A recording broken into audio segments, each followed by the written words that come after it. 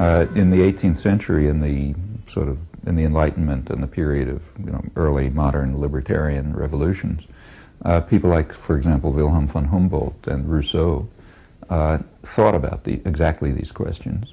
They both understood in some sense. It was hard to formulate it clearly and coherently at the time, but they both grasped the idea that languages are basically infinite, that they're expressions of human creativity. In fact, that's a leading Cartesian idea, which came to them right through the rationalist and romantic traditions.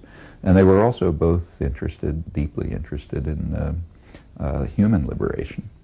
And they did, in fact, try to connect these things pretty much in the way you suggest, by suggesting that at some core level, part of human nature is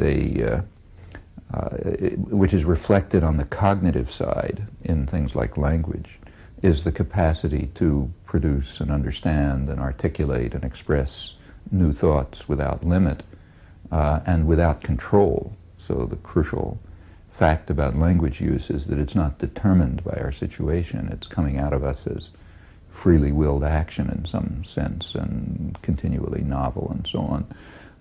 And to express thoughts and ideas that are new to oneself and to other people, but that are intelligible and appropriate and so on. This is a core aspect of human nature. In fact, for the Cartesians, it was the mark of mind. It was the point at which, the specific point at which minds differentiated from machines in their framework. At the core of human nature, again, is a kind of what was later called by Bakunin an instinct for freedom. That is a need to become involved in free creative activity, free creative work. So for, say, Humboldt, one's work is sort of the core of one's existence. You want to be involved in creative, honest work in association with others, but voluntary association and not under external control. These things have mostly been forgotten. As the market systems of the 19th century developed, they eliminated all of this. They would have appalled Adam Smith, no doubt, the market systems that developed, because when you get to people like, say, Malthus and Ricardo and so on, the conception of human beings as freely creative, active people with intrinsic rights due to their nature disappears, and people become nothing more. They have no value other than what they can sell on the market, their labor power. If you can't sell your labor power on the market, you have no right to live. That's the way it was discussed.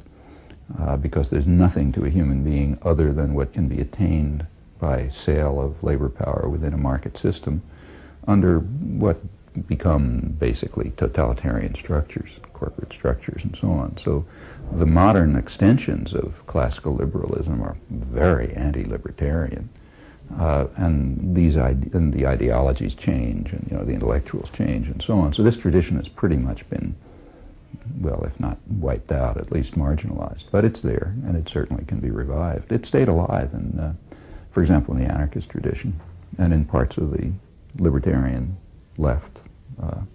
In the United States, you find traces of it real traces, as late as people like John Dewey, who probably didn't know any of these things, but just came out of it from another source and, reached the same point in his conception of democracy as of value because it opens the opportunities for people to freely liberate themselves, as they must do.